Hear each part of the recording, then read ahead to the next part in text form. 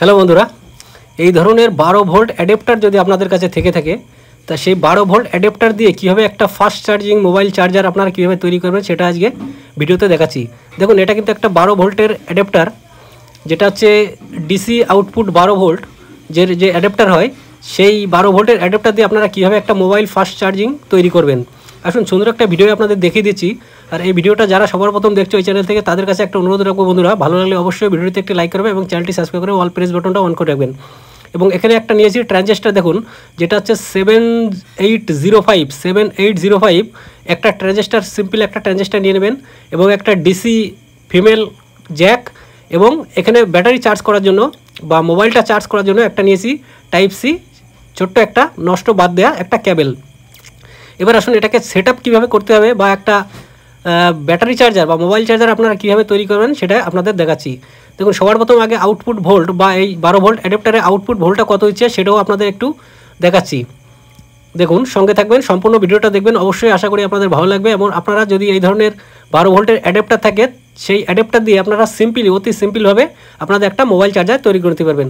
দেখুন, এখানে output volt দেখাচ্ছে 13.5 ভোল্ট, অর্থাৎ 13.5 ভোল্ট আউটপুট দেখাচ্ছে, যেটা আমাদের মোবাইল চার্জার জন্য একটা পারফেক্ট ভোল্ট। এবার আসুন এটাকে একটু যেখানে আমাদের যে ফিমেল কর্ড, সে কর্ডে একটু লাগিয়ে আউটপুট ভোল্টটাও আপনাদের দেখেছি কত দেখাচ্ছে। দেখুন, কর্ডের যেখানে কানেকশন করা হয়েছে পজিটিভ আর নেগেটিভ, সেই কানেকশনটা আপনারা কিন্তু অতি সিম্পলভাবে করে নেবেন। এবং যেখানে লাগিয়েছি আমি, দেখুন যেভাবে লাগানো হয়েছে, পজিটিভ যেখানে নেগেটিভ যেখানে, সেইভাবে আপনারা এইভাবে সুন্দরভাবে লাগিয়ে নেবেন, কোনো রকম কোনো উল্টো যেন না হয়, তাহলে কিন্তু আপনার মোবাইলটা চার্জ করতে পারবেন না। এবার দেখুন এর আউটপুট ভোল্টটা কত হচ্ছে সেটাও আপনাদের একটু দেখাচ্ছি। দেখুন, সিম্পলি আপনাদের কোনো রকম কোনো অসুবিধা হবে না আশা করি। আর আপনাদের যদি কোনো রকম বুঝতে অসুবিধা হয় অবশ্যই একটা কমেন্ট করবেন, আশা করি সকলের কমেন্টের উত্তর দেবো। দেখুন, এখন আউটপুট ভোল্ট দেখাচ্ছে 14.4 ভোল্ট, অর্থাৎ এই ভোল্টটা কিন্তু আমাদের একটা পারফেক্ট মোবাইল চার্জার তৈরি করার জন্য পারফেক্ট একটা ভোল্ট। এবার আসুন কানেকশনটা কীভাবে করবেন সেটাও আপনাদের দেখাচ্ছি। অতি সিম্পলভাবে আপনারা করে নিতে পারবেন, কোনো রকম কোনো সমস্যার কোনো কারণ হবে না। দেখুন, এই ট্রানজিস্টারে একটা হিটসিং এখানে আপনারা পারলে একটা লাগিয়ে নেবেন, কারণ ট্রানজিস্টার হালকা হিটও হতে পারে, যে কারণে এখানে একটা হিটসিং ব্যবহার করা। এবার যে 12 ভোল্টের যে পজিটিভ ভোল্ট আসছে, সেটা ট্রানজিস্টারের রাইট সাইডে পিনে এখানে যুক্ত করে দেবেন বা শোল্ডার করে দেবেন। এবং যে নেগেটিভটা আসছে, 12 ভোল্টের ইনপুট যে নেগেটিভ ভোল্ট আসছে, সেইটা এই যে ট্রানজিস্টার এর মিডিল পজিশনে যুক্ত করে দেবেন বা কানেকশন করে দেবেন। এবার দেখুন, আমাদের মোবাইল চার্জারের যে কর্ডটা হবে, সেই কর্ডের যে পজিটিভ ভোল্ট, সেই পজিটিভ ভোল্টটা ট্রানজিস্টারের রাইট সাইডে পিনে যেভাবে আমি করছি সেইভাবে আপনারা দেখে করে নেবেন, অতি সিম্পলভাবে আপনারা করে নিতে পারবেন।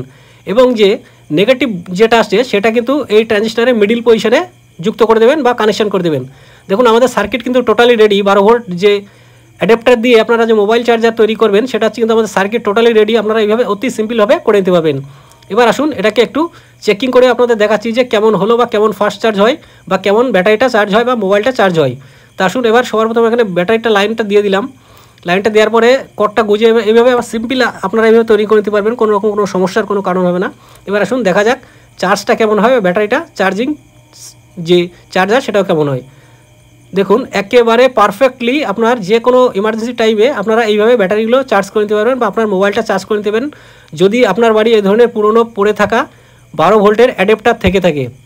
তো আবারও বলছি বন্ধুরা, এই ভিডিওটা সবার প্রথম যারা দেখছো তাদের কাছে একটা অনুরোধ রাখবো, আপনাদের যদি ভিডিওটি ভালো লেগে থাকে অবশ্যই ভিডিওটি একটু লাইক করবেন এবং চ্যানেলটি সাবস্ক্রাইব করে অল প্রেস বাটনটা অন করে রাখবেন, যখনই নতুন ভিডিও নিয়ে আসবো আপনারা যখন সবার প্রথম পেয়ে যান। তো থ্যাংক ইউ।